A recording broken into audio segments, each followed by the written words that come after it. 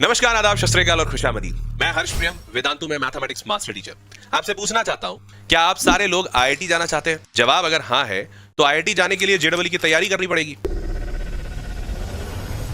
अब जेईई की तैयारी करने के लिए 3 अहम चरण होते हैं। सबसे पहला फेज जेईई मेंस का होता है। मेंस अगर आप क्लियर कर लेते हैं तो जेईई एडवांस देना होता है, और जेईई एडवांस अगर आप क्लियर कर लेते हैं और टॉप के रैंक्स में होते हैं तब जाकर आपको आईआईटी मिलता है। अब इन 3 पड़ावों को पास करने के लिए जेईई मेंस की तैयारी सबसे पहले होती है, और इस मेंस की तैयारी करने के लिए आपको फिजिक्स, केमिस्ट्री और मैथमेटिक्स इन 3 सब्जेक्ट्स की पढ़ाई करनी होती है। अब फिजिक्स, केमिस्ट्री और मैथ्स की तैयारी करने के लिए कैसा होता है ये एग्जामिनेशन, सबसे पहले ये जानना जरूरी है।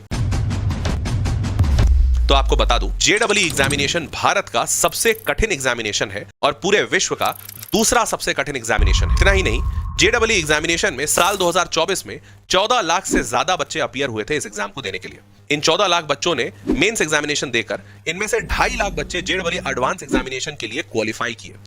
इस 2.5 लाख बच्चे में से एक्चुअली जेईई एडवांस एग्जामिनेशन देने एग्जाम सेंटर पे सिर्फ 1,80,000 बच्चे पहुंचे।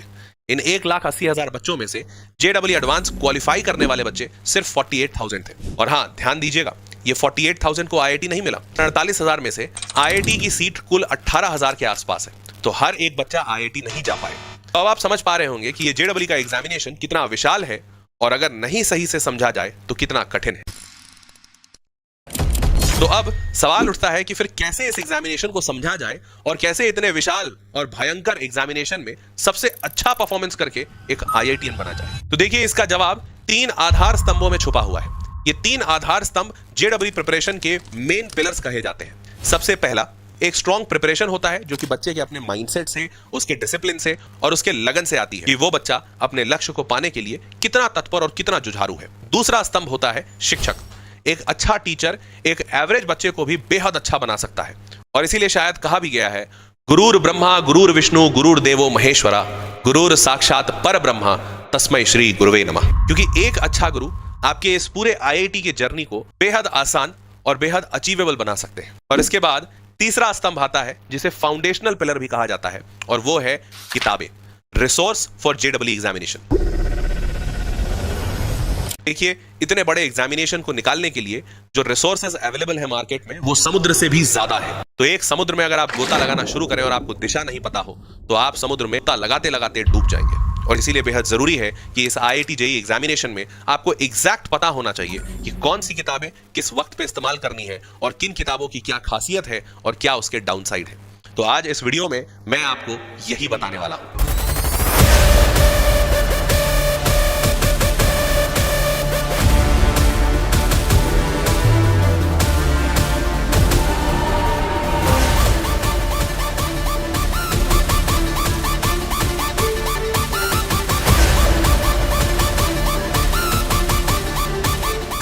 तो शुरुआत करते हैं। जेईई की प्रिपरेशन 3 स्टेजेस में होती है।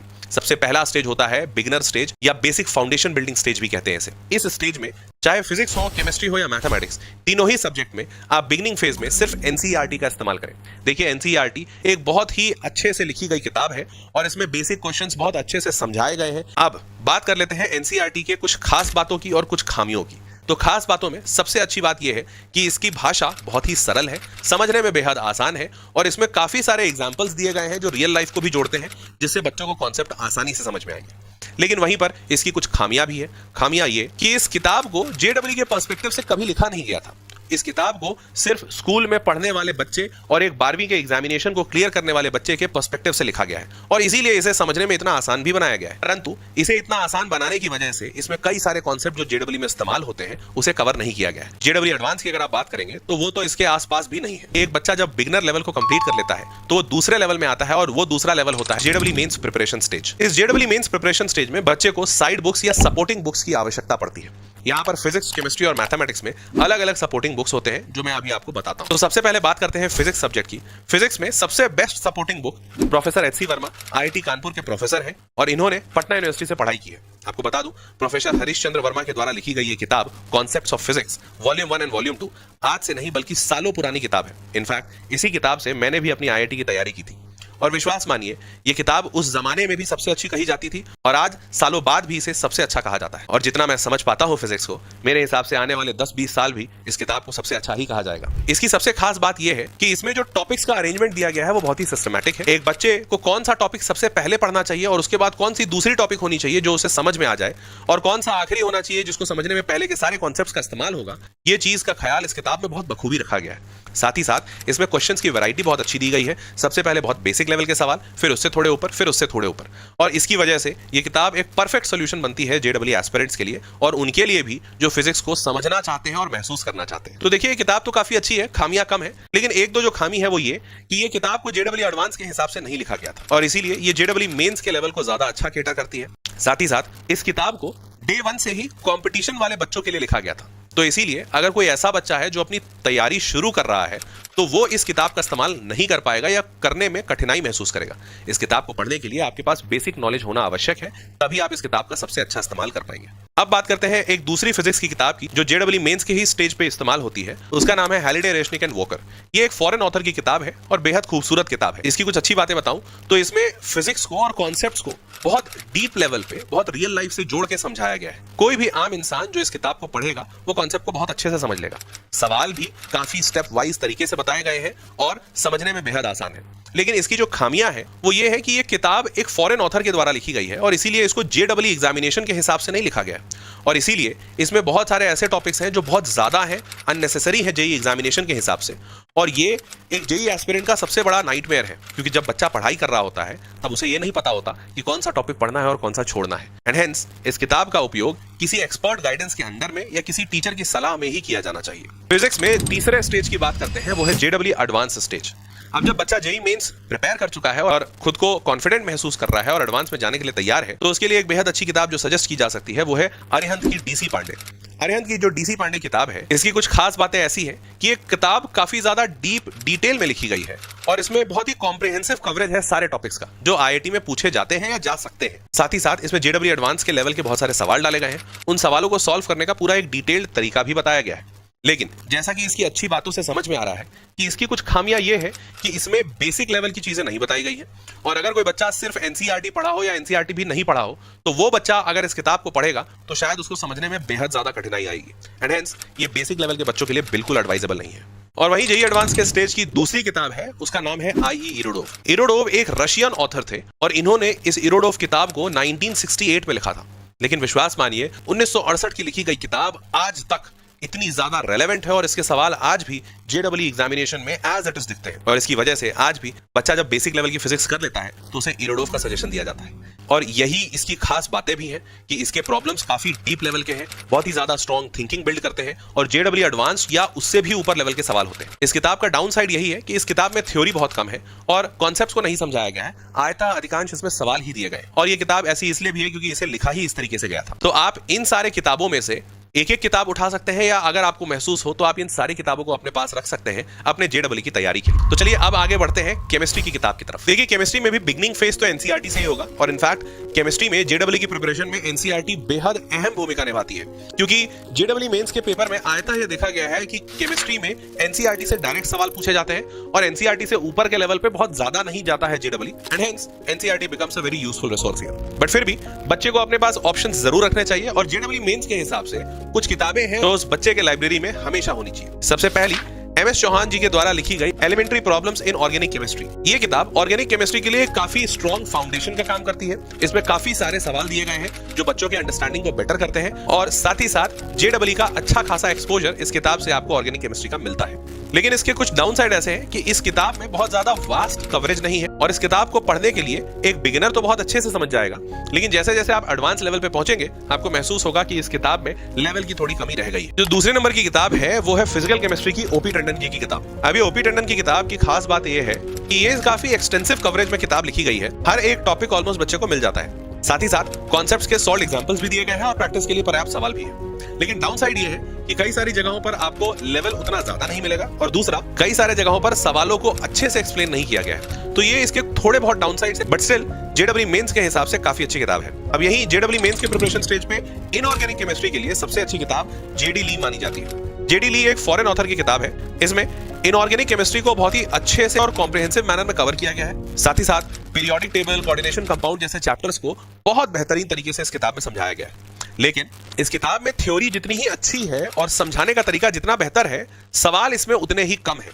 और इसी वजह से इस किताब को आयतः टीचर्स यूज करते हैं कॉन्सेप्ट को समझने के लिए और बच्चों को समझाने के लिए, लेकिन बच्चा इसे तभी इस्तेमाल करता है जब उसे कॉन्सेप्ट समझना होता है या स्टार्टिंग फेज में बच्चा होता है। जैसे जैसे फेज मैच्योर होता है, बच्चे को सवाल ज्यादा प्रैक्टिस करने की आवश्यकता पड़ती है, एंड हेंस इनऑर्गेनिक की ये किताब वहां फ्रूटफुल नहीं होती है। तो ये 3 किताब जेडब्ल्यू मेंस के प्रिपरेशन स्टेज में आपकी काफी मदद करेगी। सवालों को प्रैक्टिस करने के लिए आप जेडब्ल्यू के प्रीवियस ईयर क्वेश्चंस की किताब इस्तेमाल कर सकते हैं। अब बात करते हैं जेडब्ल्यू एडवांस स्टेज की। तो यहां पर केमिस्ट्री की एमएस चौहान जी की ही एक advanced problems in organic chemistry की किताब है, जो कि बहुत अच्छी है। इस किताब को पिछले किताब से काफी ऊपर लेवल पे लिखा गया है और इस किताब का उद्देश्य ही है जेडब्ल्यू एडवांस के बच्चों को केटर करना। और इसी वजह से इस किताब में सवाल भी जेई एडवांस के डाले गए हैं, कॉन्सेप्ट भी वैसे ही समझाए गए हैं, और उसी की वजह से इस किताब में बेसिक पार्ट मिसिंग है, क्योंकि basic part already MS Chauhan ji ने अपने पार्ट 1 में कंप्लीट किया है। तो ये किताब बेसिक या बिगिनर्स के लिए नहीं है, ये इसका डाउनसाइड है, पर जेडब्ल्यू एडवांस प्रिपेयर करने वाले बच्चों के लिए ये बहुत अच्छी किताब है। अब वहीं इनऑर्गेनिक केमिस्ट्री की बात करें तो advance problems in inorganic chemistry bye Kapil Kumar Wadhwa, ये किताब बहुत अच्छी है जेडब्ल्यू एडवांस के लिए। इस किताब में जेडब्ल्यू एडवांस के प्रॉब्लम्स तो दिए ही गए हैं, लेकिन उसको टॉपिक वाइज सेग्रीगेट भी किया गया है और कॉन्सेप्ट्स को भी काफी अच्छे से समझाया गया है for the advance level. Down side में सिर्फ एक ही डाउन साइड है इस किताब का, कि इस किताब में सवालों पर ज्यादा ध्यान दिया गया है और कॉन्सेप्ट ज्यादा नहीं समझाए गए। और वो शायद इसलिए भी है कि इनऑर्गेनिक केमिस्ट्री में बच्चा अगर बेसिक लेवल पे कॉन्सेप्ट्स को समझ लेता है तो हायर लेवल पे सिर्फ सवाल करने की आवश्यकता पड़ती है, कॉन्सेप्ट्स उन सवालों के जरिए ही समझ लिया जाता है। और फाइनली फिजिकल केमिस्ट्री में नरेंद्र अवस्थी जी के द्वारा लिखी गई एक किताब है, जिसे फेमसली ब्लैक बुक के नाम से भी जाना जाता है।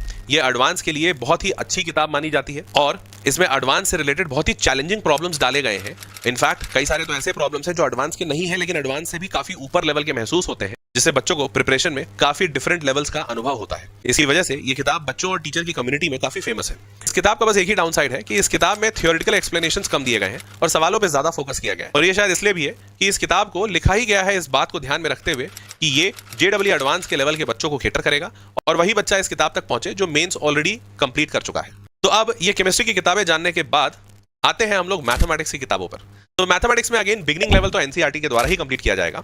तो डायरेक्ट शुरू करते हैं जेडब्ल्यू मेंस के स्टेज से। तो यहां पर objective mathematics bye R D Sharma एक अच्छी किताब हो सकती है टू स्टार्ट विद। ध्यान दीजिएगा, एनसीईआरटी की मैथमेटिक्स बहुत ही ज्यादा बेसिक लेवल पे है और यहां से आप कॉन्सेप्ट तो समझ सकते हैं, बट सवालों के लिए आपका शायद 5 से 10% काम ही एनसीईआरटी कर पाएगी। अब 10% से आपको 100% पहुंचना है, तो 10 से 100% का जंप इतना आसान तो नहीं होगा। उसके लिए बीच में objective mathematics bye R D Sharma एक बहुत ही अच्छा रोल प्ले करती है। इस किताब के जरिए आप बहुत हाई लेवल नहीं, लेकिन बहुत ही लो लेवल भी नहीं, ऐसे सवालों को इसमें पाएंगे। काफी वाइड कवरेज है इसमें टॉपिक्स का, सवाल भी आपको अच्छे मिलेंगे और आपकी अंडरस्टैंडिंग को एनहांस करेंगे। डाउन साइड इस किताब का पहला कि इस किताब में बहुत एक्सप्लेनेशन नहीं दिए गए हैं, क्योंकि इस किताब का नाम ही है ऑब्जेक्टिव मैथमेटिक्स। और दूसरा, इस किताब में बहुत ज्यादा सवाल दिए गए, तो एक पॉइंट के बाद बच्चे को खुद से यह समझदारी लगानी पड़ती है कि अच्छा, अगर एक टाइप का हमने 2 या 3 सवाल सॉल्व कर लिया है तो बाकी के 10 सवाल हम छोड़ सकते हैं और दूसरे कॉन्सेप्ट पे या दूसरे टाइप पे बढ़ा जा सकता है। तो जब आप एनसीईआरटी से आरडी शर्मा के लेवल तक पहुंच गए, तो अब आप आरडी शर्मा से थोड़ा और आगे बढ़ेंगे तो नेक्स्ट लेवल की किताब है डॉक्टर एसके गोयल जी की अरिहंत पब्लिकेशन की मैथमेटिक्स की किताब है। ये एसके गोयल जी की किताब इतनी अच्छी लिखी हुई है कि आपको मेंस लेवल और एडवांस लेवल दोनों ही बहुत अच्छे से क्लियर करा देगी। थ्योरी के तौर पे इसमें काफी एनरिचिंग थ्योरी है, सवाल भी अच्छे दिए गए हैं और उनका एक्सप्लेनेशन भी अच्छा है।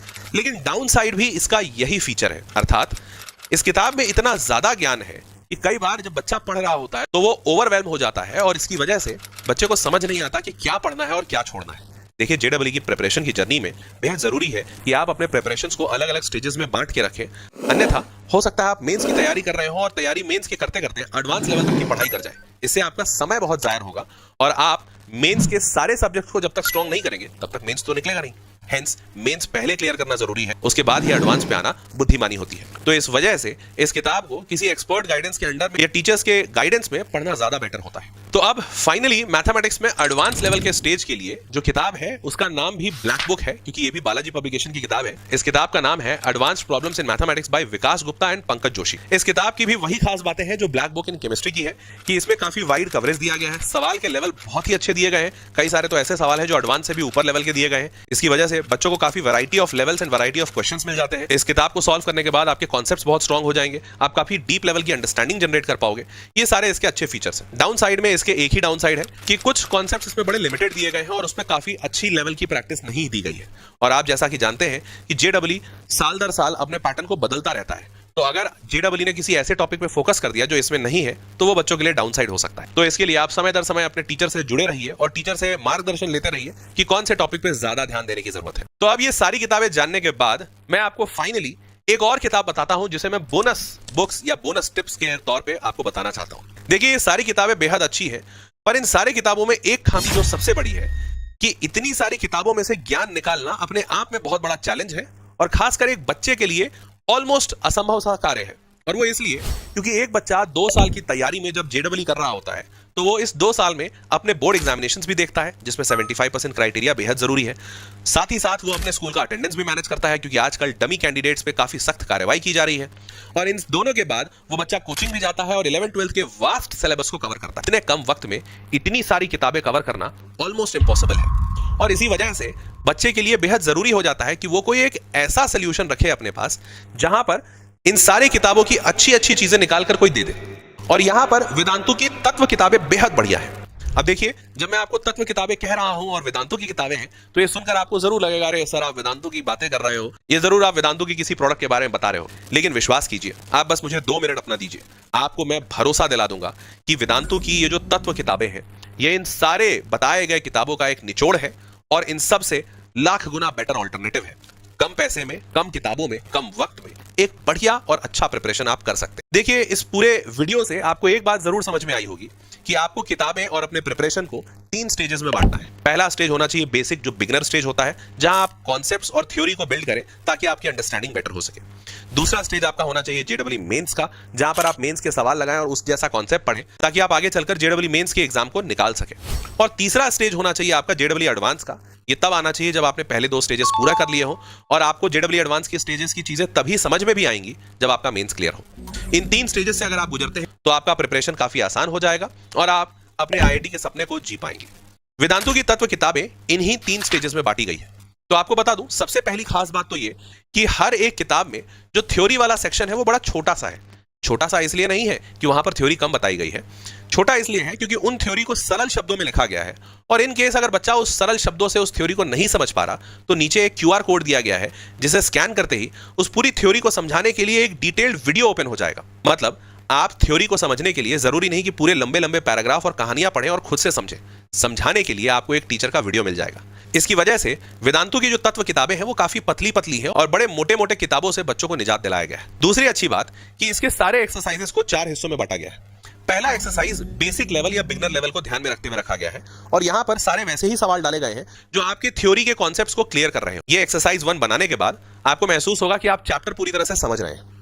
फिर आता है एक्सरसाइज 2। एक्सरसाइज 2 में आपको जेडब्ल्यू मेंस के प्रीवियस ईयर क्वेश्चंस डाले गए। इन सवालों को सॉल्व करने के लिए आपके पास पर्याप्त एग्जांपल्स भी होंगे और इन केस अगर आप कोई सोल्यूशन नहीं समझ पा रहे हैं तो फिर से क्यूआर कोड की मदद से आपके पास उनके सोल्यूशंस भी होंगे। इन सवालों के जरिए आप जेडब्ल्यू मेंस के लेवल को समझ पाएंगे और मेंस के लेवल के सवाल खुद से बना पाएंगे और इससे आपका दूसरा स्टेज जेडब्ल्यू मेंस के प्रिपरेशन का स्टेज कंप्लीट हो जाएगा।